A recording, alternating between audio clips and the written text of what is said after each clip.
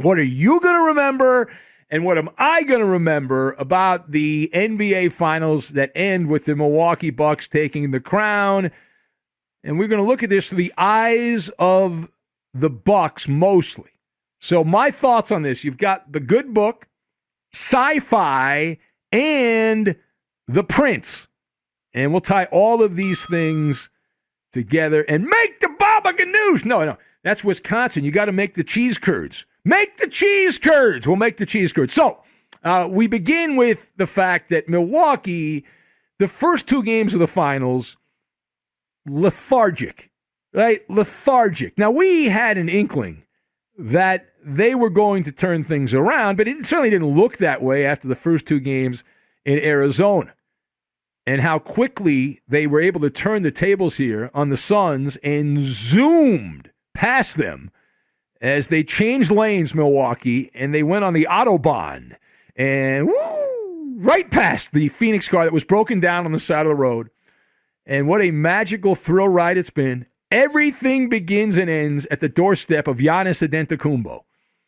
And, it's not my style to sit here and celebrate and slobber and worship. I don't do that kind of radio, but the storytellers are working overtime that this is one of the great rags to riches story. This guy was hawking as a kid, crap on the street. Now he's hawking championships in the NBA. His resume, if you play the resume game, and who doesn't play the resume game? It's why Sports Talk Radio exists. It's one of the pillars of Sports Talk Radio.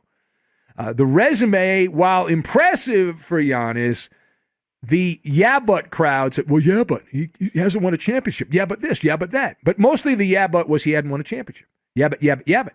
Well, the yabbit has gone away, and he's pulled the rabbit out of his hat, or the yabbit, if you will, because the MVP awards, Defensive Player of the Year, All-Star appearances.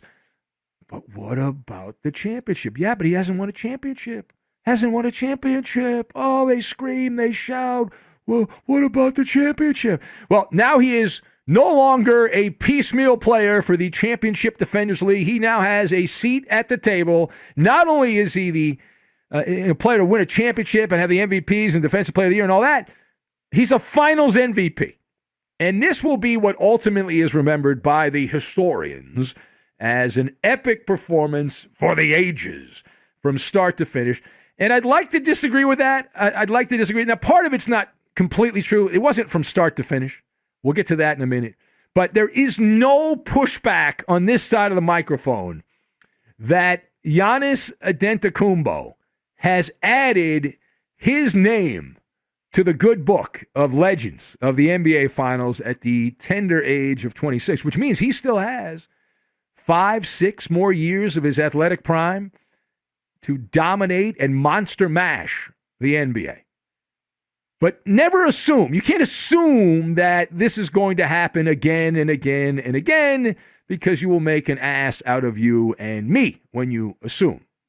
And while Antetokounmpo was marvelous, and certainly to close out the finals, he was tremendous, there are still weak spots in his game. He's not perfect. His outside game is poor. He made a bunch of foul shots in the closeout game, but he's hot and cold, right? Unreliable from the line. But that's nitpicking. That's nitpicking.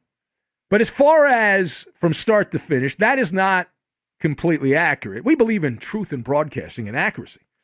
Right? We know that when the legend becomes the fact, you go with the legend. We understand how this works. But the second thing here, part B, let's flash back in the hot tub time machine way back to July 6th. Are you old enough to remember July 6th, 2021? It was a Tuesday night in Arizona. The NBA Finals started without the pomp and circumstance. I was like, oh, we have the NBA Finals. So you had the Finals begin, and Greek Freak was not in the center square. He was not center stage. He was in the back of the stage.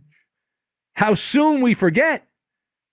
I haven't forgotten. In the opener, we talked about it. We broke it down. Giannis played 35 minutes in game one of the NBA Finals. He was a decoy. It's not my opinion. It's a fact. We called him out on it. He was a decoy. And that was the game he came back. He was injured. Would he play? Would he not play? He comes back, and he is someone who's the head fake guy. You better guard Giannis. Well, not really. Because back in game one, Adetokounmpo only took 11 shots. 11 shots. He was fourth on field goal attempts. He was number 4. Chris Middleton, Drew Holiday, even Brook Lopez had more field goal attempts than the Greek Freak. And then, like every good sci-fi, he took a quantum leap, Giannis Adetokounmpo. And the final 4 games, I read this stat, I think this is accurate. Final 4 games of the finals, he averaged over 37 points a game, almost 17 rebounds a game, and almost 6 assists a game, all of them victories by the Bucks. As Kobe Bryant said from time to time back in his day, he put his big boy pants on, Giannis. That was, as we call it, masterpiece theater, right? That was the Mona Lisa for Giannis to close out the NBA Finals. And he had not 1, not 2, but 3 signature moments that will become the yardstick for future players. The block shot on DeAndre Ayton, the alley-oop hammer dunk in the final seconds of Game 5 in Phoenix, and the 50-point stat line that he put out in the closeout game here to put the final shovel of dirt on top of the Suns. And the Suns over there, listen, they were gobsmacked. They did not see this one coming. They did not realize that they had the booby trap in Chris Paul. Did not realize that. And the story of the Phoenix Suns on the other side is it's like Scooby-Doo. Remember the end of every episode of Scooby-Doo? If it hadn't been for you meddling Greek Freak, if you hadn't stayed healthy, then the Suns woulda, shoulda, coulda won the championship. But they did. All right, last word here. So Giannis Adetokounmpo had been written off by the NBA media. Now, what do I mean by that?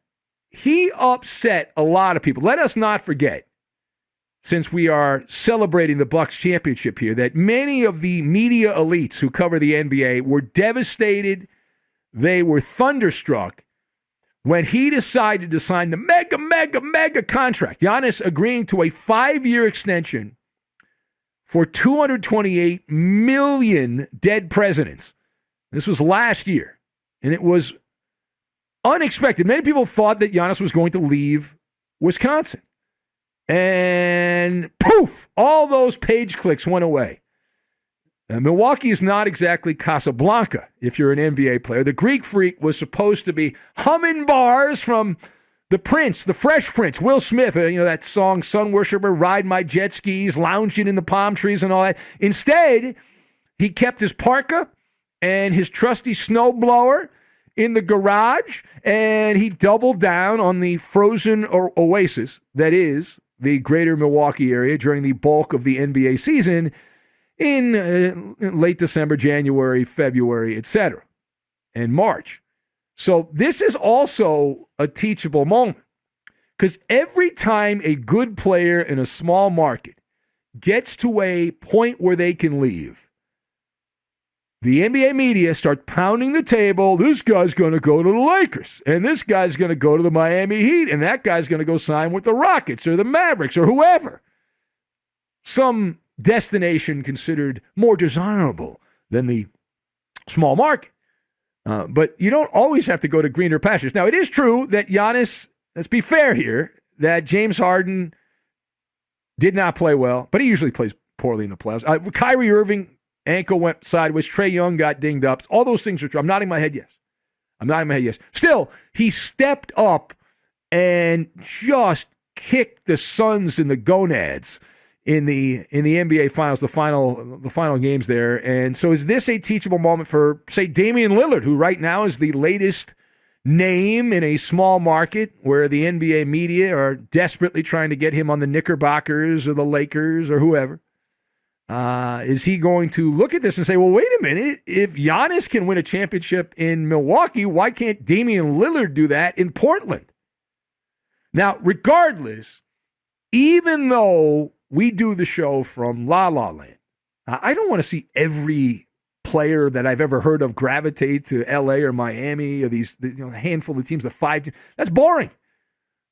Milwaukee sports has been, for the most part, a wasteland. Now, their teams occasionally make the playoffs, and they don't do much. Don't make a lot of noise. The Packers win every so often, but they're up the road there in Green Bay. at the Green Bay Appleton area. But as far as Milwaukee proper, the Brewers will make the playoffs every so often. Maybe they'll win a round here and there, but you never really take them seriously. And the Bucks, the same thing. They're middle of the road teams. They're mostly cannon fodder, the Milwaukee sports teams. But I watched, and I got to tell you, it was more impressive what was going on outside the arena than inside the arena. In that Deer District, 65,000, they estimated, I don't think they actually counted, it might have been 50,000, maybe it was 80,000. I don't think they actually did a head count. But there were a lot of people. That was a mass of humanity that you normally only see at a championship parade. And that shows you the difference between Wisconsin and Southern California. I was at the last NBA Finals where the Lakers allowed fans to gravitate outside the arena. The reason that was the last time, they had the game on the Jumbotron right across from Staples Center so people could watch. They don't do that anymore because there was a riot that broke out after the Lakers won the championship. Now, I've not seen any reports of civil unrest because of the Bucks championship. Maybe there is some, but the point is 65,000 people. And they were dancing and partying, having a grand old time at the Hootenanny. Harmony in the Bucks community. But all that said, all is done now. We put the NBA to bed other than the draft, which is at the end of the month. And as far as the context of the Bucks, are we going to see the Bucks back in the NBA Finals year after year after year? No.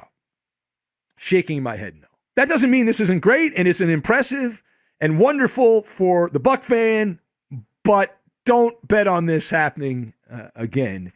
It is more like the Dirk Nowitzki Mavericks type situation than it is something that's going to continue time and again over the next few years. But that's where we are on the finals, on the Bucks winning the NBA championship.